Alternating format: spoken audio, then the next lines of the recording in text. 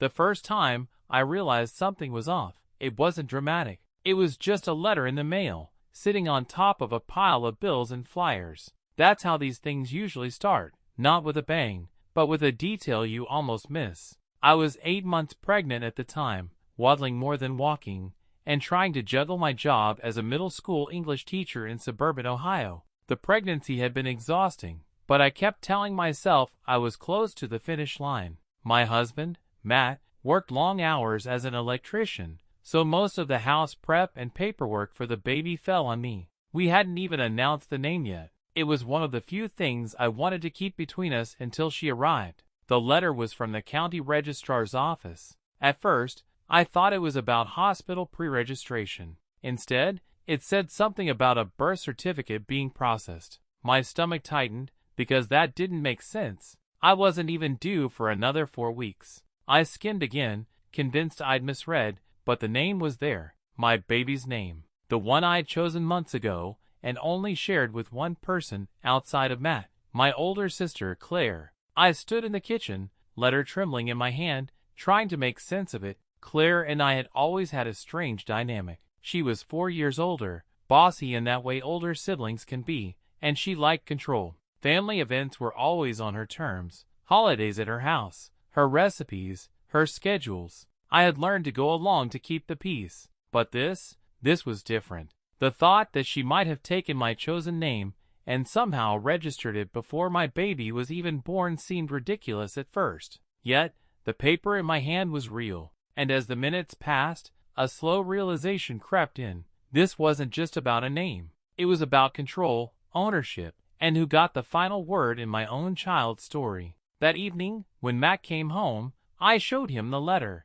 He frowned, wiped his hands on his work jeans, and said, "How is that even possible?" I didn't have an answer. All I knew was that Claire had crossed a line I hadn't even imagined existed. I couldn't sleep that night. The baby shifted constantly, almost like she knew I was restless. I kept replaying the moment I told Claire the name. We'd been sitting on her back porch after Sunday dinner. She poured herself a second glass of wine and leaned in, pressing me for details. I remember hesitating before saying it out loud. I trusted her, thinking it would be safe. She'd smiled, nodded, and said it was cute. Nothing more. The next morning, I called the registrar's office. I half expected them to laugh and tell me it was a clerical error. Instead, the woman on the line pulled up the record and confirmed it. A parent had submitted paperwork registering the name. I explained I hadn't even given birth yet. Her voice grew careful, almost scripted, as she told me the system listed my sister's address as the applicant's.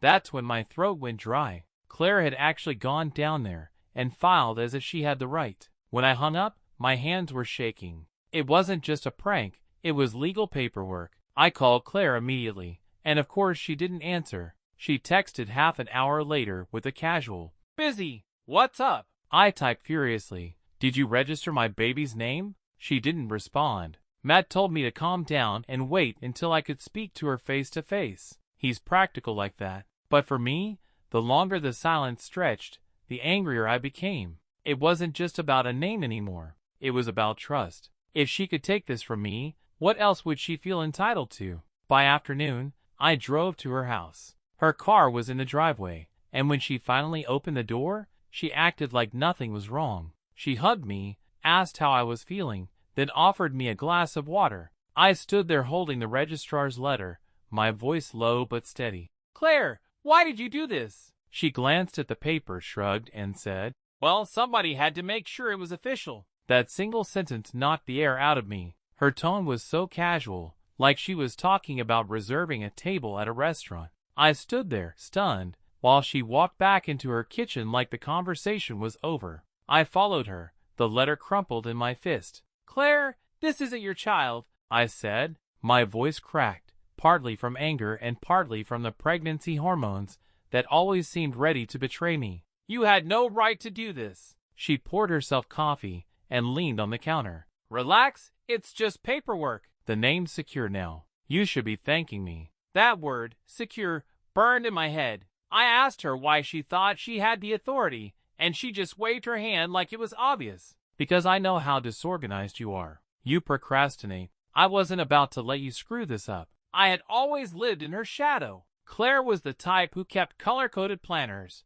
ran every PTA meeting like a CO, and never missed a deadline. Compared to her, I looked messy, but I wasn't careless about my child. This wasn't about organization. It was about her need to control the narrative. I told her I was going to the registrar's office to fix it, and she smirked. Good luck. They'll tell you it's already filed. You can fight it, but it'll be a hassle. She took a sip of her coffee like she won something. Driving home, I kept replaying her words. She had taken something private and intimate, naming my daughter, and turned it into a power move. And the worst part was, legally, she might have created a mess I'd have to fight in court. That night, I sat at the kitchen table with Matt, spreading out every document we had, hospital forms, insurance papers, even the little notebook where we'd written name ideas. He rubbed his temples, saying we needed to get legal advice. Meanwhile, I stared at the empty crib in the nursery, my anger shifting into something heavier. Claire had always been bossy, but this was something new. It was the first time I realized she wasn't just controlling. She was willing to rewrite my life if it suited her. The next morning, I called the registrar's office again, this time asking to speak with a supervisor. I explained everything, that I hadn't delivered, that my sister had filed under false pretenses, that I wanted the record removed. The supervisor's tone was polite but firm. Ma'am, if this was filed fraudulently, you may need to dispute it through the court. We can't just erase it without documentation. When I hung up, my chest felt tight. Court, lawyers? I was weeks away from giving birth, and now staring at a legal battle I'd never anticipated. Matt squeezed my hand and said we'd handle it, but I saw the concern in his eyes. Money was already tight with the baby coming. Adding legal fees wasn't part of the plan. I tried calling Claire again that afternoon, but she sent me straight to voicemail. A few hours later, she finally texted back. Stop being dramatic. This is better for everyone. Better for who? I wanted to scream. She didn't have to walk into a hospital, give birth, and hand over a name that might not even legally belong to her anymore. At school, I found it hard to concentrate. My 8th graders noticed I was distracted. One of them even asked if the baby was coming early. I smiled and brushed it off, but inside I was unraveling. I had always thought of naming my daughter as the one thing completely mine, something that symbolized the bond we already shared. Now it felt stolen. By the end of the week, I asked my mom to mediate. She hated conflict, but had a way of getting Claire to listen. When I explained what happened, Mom's face turned pale. She promised to call Claire and arrange a sit-down. She probably thought she was helping, Mom said softly, but even she didn't sound convinced. That Saturday, we met at Mom's house. I walked in determined to stay calm, but when Claire arrived, she acted as if she were the victim. She sighed loudly and said, I can't believe you're dragging Mom into this. I was trying to prevent chaos, not cause it. I stared at her across the table, my hands resting on my stomach, and finally asked the question that had been eating at me all week. Why did you think my child's name was yours to take? For a moment, Claire didn't answer. She just crossed her arms and looked at me like I was being unreasonable. Then she said, because you always wait until the last second. I didn't want you in the hospital scrambling, or worse, changing your mind. This way, it's done. It's official. It's perfect. I could feel my jaw tighten. It wasn't your decision to make, I said. My mom tried to jump in, her voice calm, urging us not to escalate. But Claire kept going, her words sharp. You've never been decisive. Remember your wedding? You couldn't even pick the flowers without me. I knew you'd hesitate with this too. That cut deeper than I expected. She was right. I had leaned on her in the past. But leaning wasn't the same as handing her my authority. I pressed my hand against my stomach, steadying myself, and told her, this is different. This is my daughter. You had no right. Claire rolled her eyes, like I was being childish. You're overreacting. The name's safe now. No one else can take it. You should be grateful. Mom shifted in her seat, clearly uncomfortable. Claire, honey, maybe you did go too far this time, she said. But Claire's expression hardened, and for the first time, I realized she didn't feel guilty. She believed she was right. On the drive home, Matt was quiet. When I asked him what he was thinking, he said, your sister doesn't see lines. She sees opportunities. She thinks if she does something first, it's hers. That stuck with me. It wasn't just about the name. It was about a pattern I'd ignored for years. That night, I sat in the nursery with the crib, rocking in the chair we'd bought secondhand. I kept imagining my daughter growing up with Claire constantly stepping in,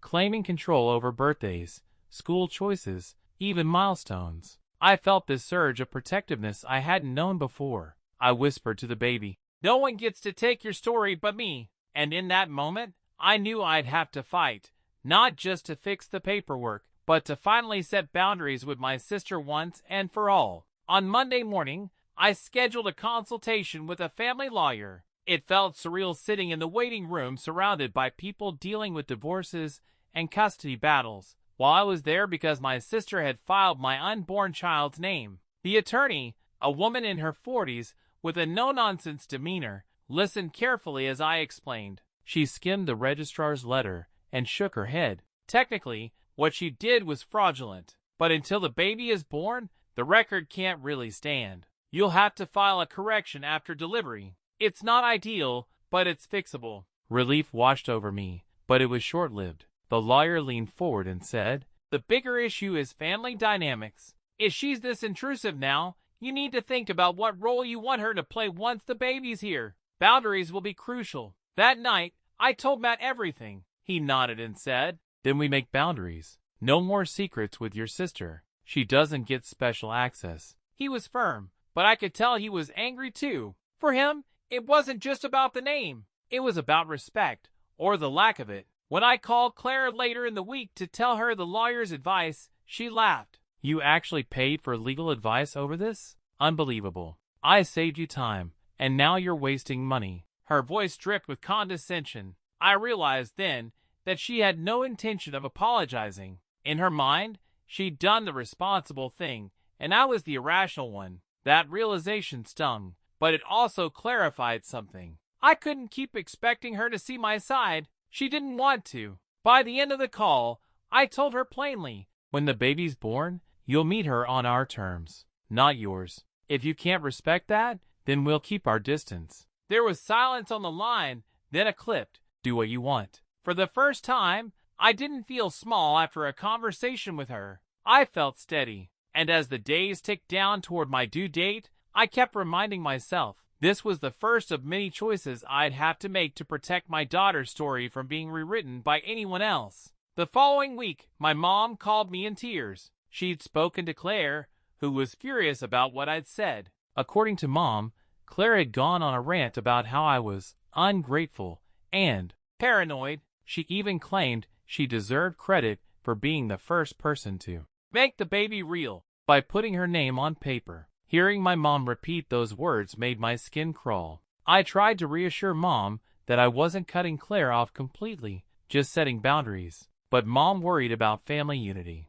"She's your sister," she kept saying, like that was reason enough to excuse everything. I loved my mom, but her desire to smooth things over had enabled Claire's behavior for years. And now, it was falling on me to break that cycle. At school, I found myself venting to a coworker, another teacher who had a big family. She shook her head and said, "It's always the same with siblings like that. They convince themselves it's about helping, but really, it's about control. You can't fix her, but you can stop letting her run your life." It was blunt, but it stuck with me. By then, my due date was only 2 weeks away. Matt and I focused on preparing the nursery, installing the car seat, and organizing the hospital bag. For the first time in weeks, I felt grounded, like the chaos with Claire couldn't touch this small bubble we were building for our daughter. Then one evening, a friend sent me a screenshot. Claire had posted on Facebook, announcing the baby's name to her entire network of friends.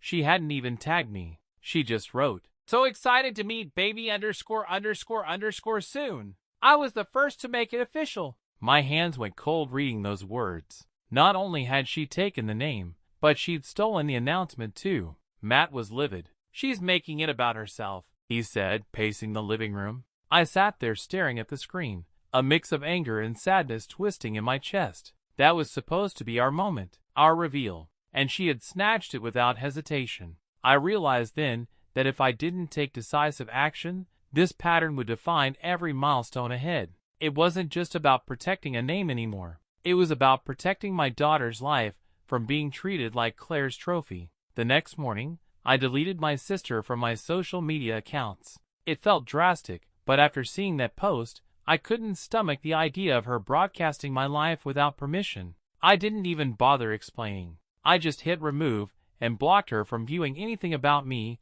or the baby. Predictably, my phone blew up within hours. First, text from Claire, "You're being ridiculous." It was just a post. People are excited. Then a call from Mom, pleading with me to reconsider. She didn't mean harm, Mom insisted. But harm wasn't the point anymore. It was about respect, and Claire had shown me over and over that she didn't understand the word. Matt supported me, though. "If she can't respect boundaries online, she won't respect them in person either," he said, and he was right. I needed to set the tone now, before my daughter even entered the world. That weekend, I started drafting a message I never thought I'd write. A clear set of rules for family once the baby arrived. No surprise visits. No posting without our consent. No making decisions that weren't theirs to make. Matt and I agreed to send it after the birth, but even just writing it out gave me a sense of relief. Still, a part of me grieved. Claire was my sister. I had pictured her being in the delivery room,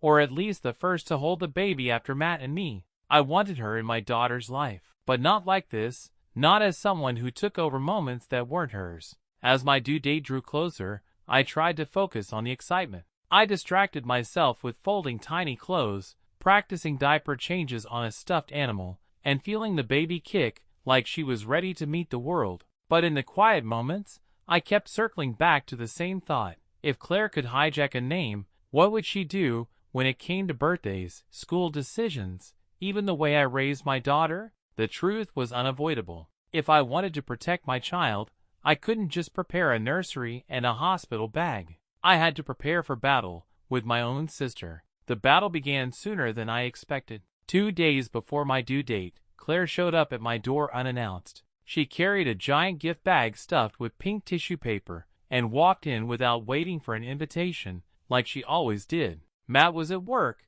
so it was just me and her in the living room. She sat down on the couch and launched into her pitch. "Listen, you're making a big deal out of nothing. Everyone already knows the name. It's out there. The Facebook post got hundreds of likes. You should be happy people are excited." I stood there, one hand on my belly, the other gripping the edge of a chair for balance. "Claire, you crossed every line. You registered her name without asking. You announced it like she was your baby. You've made this about you, and it has to stop." She scoffed. "You're hormonal. You'll see later that I was just helping. You're welcome, by the way, for giving your daughter a head start. Now everyone's waiting for her." That's when I realized she wasn't just stubborn. She was incapable of seeing me as the mother. In her mind, she had some ownership over my child, just like she'd always claimed ownership over decisions in my life. I told her calmly, "You won't be in the delivery room. You won't post about her. You'll meet her when Matt and I are ready,